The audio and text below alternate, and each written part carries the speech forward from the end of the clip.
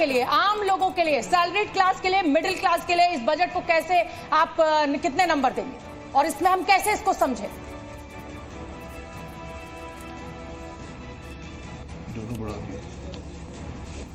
शायद मेरी आवाज नहीं पहुंची है। मट्टू जी, आपसे मेरा यही सवाल है, और जितने हमारे बाहर से गेस्ट जुड़ रहे हैं शायद हमारी आवाज उन तक नहीं पहुंच पा रही है। मट्टू जी, आम जनता के लिए, सैलरीड क्लास के लिए इस बजट को हम कैसे देखें और कैसे समझें? ये कोई मतलब संतोषजनक पूरा नहीं है जैसी उम्मीद लगाई जा रही थी, क्योंकि सैलरीड क्लास, मिडिल क्लास जो है वो बैकबोन है हमारा इसका जो भी टैक्सेशन स्ट्रक्चर है, इनकम टैक्स खास करके।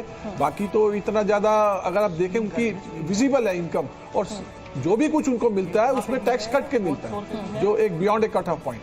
तो सैलरी क्लास के लिए आई डोंट फील कि ये बहुत ही अच्छा बजट है, ये संतोषजनक है। हम कम से कम कुछ डिडक्शन में, जैसे हेल्थ डिडक्शन पे इंश्योरेंस, हेल्थ इंश्योरेंस है या उस पर कुछ एडिशनल चाह रहे थे, उसमें जीएसटी कम हो जाता है, 18% जीएसटी लगता है इंश्योरेंस पे।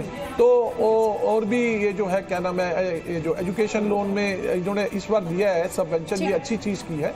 और भी डिडक्शंस हैं जिसमें कि 80C में भी 1.50 का जो लिमिट है, बहुत पुराना लिमिट है, it should have been increased by now. But ये जो 1.5 लाख का अनंत, मुझे लगता है मनीष मल्होत्रा भी हमारे साथ जुड़े हैं, उनका रुख कर लेते हैं। बिल्कुल मनीष जी, जो सवाल शोभना ने किया था कि भाई आम लोगों को क्या मिला है, आम सैलरीड क्लास को क्या मिला है इस बजट से, अगर आपको टैक्सेस में बेनिफिट नहीं मिले तो क्या बाकी योजनाओं को कोई लाभ मिलेगा? देखिए, सिर्फ स्टैंडर्ड डिडक्शन 50 से 75,000 हो जाना, यही कुछ मिलता मुझे नजर आया। इसके अलावा सैलरीड को निराशा ही लगी है। साथ ही साथ जो इन्वेस्टर थे, जो सैलरीड अर्न नहीं करते थे, उनके भी कैपिटल गेन को बढ़ा दिया गया। शॉर्ट टर्म कैपिटल गेन को बढ़ाना, साफ दिख रहा है कि मार्केट पिछले काफ़ी टाइम से ऊपर जा रही थी, शेयर मार्केट ऊपर जा रहा था, सरकार की नज़र थी उस रिवेन्यू पे जो एक इन्वेस्टर कमा सकता था। दूसरा, आप देखिए कि जो कंपनीज है, कंपनी के लिए कॉर्पोरेट टैक्स रेट 25% है, और यहाँ पे 15 लाख अगर सैलरी उससे ऊपर कमाता है, एटलीस्ट उसको पार तो रखा जाना चाहिए था 25% के आसपास। 30% का रेट ज़्यादा लगता है।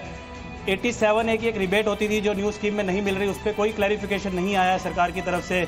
मैं आपको एग्जाम्पल के माध्यम से बताता हूँ, अगर आप पहले 7 लाख रुपये कमाते थे और आपके 7 लाख पे सैलरी से इनकम होती थी, तो उस पर आपको टैक्स नहीं लगता था। लेकिन वहीं आप एक गृहिणी है या एक इन्वेस्टर है जो सिर्फ शेयर मार्केट में पैसा लगाते हैं, आपको वो जो रिबेट है वो 87A में नहीं मिलने वाली उस गेन के ऊपर, क्योंकि वो शॉर्ट टर्म कैपिटल गेन है, भले ही आपकी इनकम 1 लाख क्यों ना हो, तो उस पर निराशा आती है। बहुत सेटिस्फाइंग और बहुत खुश करने वाला बजट नहीं है, जैसा कि माना जा रहा था कि 2047 के विकसित भारत के लिए कोई चमत्कारी बजट आएगा। रमन जी, ये जो बजट है ये सैलरीड क्लास से ज़्यादा एंटरप्रेन्योरशिप के तरफ ज़्यादा ध्यान है। एमएसएमईज के लिए बेनिफिट है, मुद्रा लोन की बढ़ाई गई है, और दूसरी बात जो एंजल टैक्स अबॉलिश कर दिया गया स्टार्टअप्स के लिए। तो ये जो फोकस है ऑन एंटरप्रेन्योरशिप है, और वही सरकार का एक मुहिम रही है। बाकी सैलरीड क्लास के लिए 25,000 का सवाल मेरा है सर, कल इकोनॉमिक सर्वे में कहा गया कि जो प्राइवेट सेक्टर है देश के अंदर, उन्होंने 30% से ज्यादा का प्रॉफिट कमाया है, लेकिन एम्प्लॉयमेंट जनरेट नहीं किया है। तो आज जो घोषणाएं हुई हैं, इससे एम्प्लॉयमेंट जनरेशन की कुछ संभावना देख रहे हैं आप?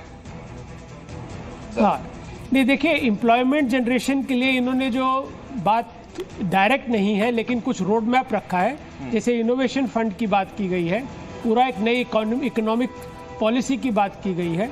तो ये एक विजन डॉक्यूमेंट्स आगे चल के एक रोड मैप बनाने। सुनील जी, मेरा बड़ा सीधा सा सवाल है, और मेरा सवाल आम जनता के नजरिए से है। सबसे बढ़िया चीज जो इस बजट में आपने देखी हो, सबसे शानदार घोषणा, और जिस पर सबसे ज्यादा निराशा हुई? सबसे ज़्यादा निराशा तो मिडिल क्लास फैमिलीज को हुई है मेरे हिसाब से, और जो नौकरी पेशा लोग हैं जो हमेशा से ही अछूते रह जाते हैं, वो लगता है कि हमारे साथ तो कुछ न्याय हो जाता है। आप इतना कुछ बांटते हैं, 48 लाख करोड़ का आपका खर्चा है, और अब आप कह रहे हैं कि हमने जो नए ये जो छोटे बदलाव किए 17,500 करोड़ का नुकसान होगा। देखिए, होता क्या है कि आप वेलफेयर स्कीम चलाइए, सब कुछ चलाइए, लेकिन मिडिल क्लास फैमिली एक बहुत बड़ा चंक है, नौकरी पेशा बहुत बड़ा चंक है, आपको उनको भी देना चाहिए था। अब आपने नए टैक्स रिजीम में बदलाव भी किया, तो टिकरिंग सी है वो टैक्स रिजीम का जो सर बदलाव हुआ, एक बार दर्शकों को हम ग्राफिक की तरह दिखा भी रहे हैं कि पहले जो न्यू टैक्स रिजीम में जो बदलाव कर दिया गया वो 0 से 3 लाख तक नील था, अब भी नील है। पहले 3 से 6 लाख का स्लैब था, 15,000 टैक्स था, अब 3 से 7 लाख के स्लैब पर 20,000 का आपको टैक्सेशन होता है। 6 से 9 लाख पर 30,000, तो 7 से 10 लाख, यानी कि अब 10 लाख तक आपको जो टैक्स स्लैब है वो 30,000 ही रहेगा शोभना। बिल्कुल ठीक है। और मैं योगेंद्र जी अब आपका रुख करना चाहूंगी। ये हमने टैक्स स्लैब दिखा दिया और जो सबसे ज्यादा पहले और बात जैसे कि अनंत ने कहा टैक्स को लेकर मिडिल क्लास, क्योंकि 12 महीने में 5 महीने 5.5 महीने की सैलरी जो है वो सरकार को चली जाती है, उसके बाद जो बची हुई इनकम होती है उस पर भी कुछ खरीदो तो जीएसटी देना पड़ता है, तो मतलब कुल मिलाकर 50-52% टैक्स हो जाता है, कोई राहत नहीं। बड़ा डिसअपॉइंटमेंट। देखिए, मैं कहूँगा कि मैं इस बजट को ओवरऑल बैलेंस्ड बोलूँगा, क्योंकि अगर हम ये देखें कि गवर्नमेंट के पास जो एल्बो रूम था वो इतना ज़्यादा नहीं है।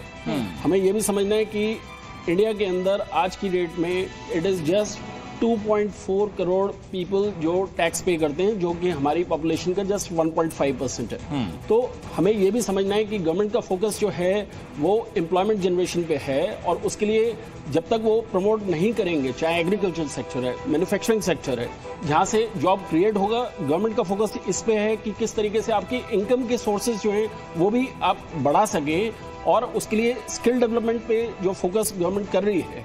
और इस बजट के अंदर जो अनाउंस भी हुआ है कि टॉप 500 कंपनीज जो हैं अब उनको 1 करोड़ लोगों को जो है इंटर्नशिप जो है वो प्रोवाइड करेंगे, जिसमें 5,000 पर मंथ उनको स्टाइपेंड भी दिया जाएगा। ये एक स्टेप उस डायरेक्शन में है कि कैसे लोगों को रोजगार जो है क्रिएट करा जाए।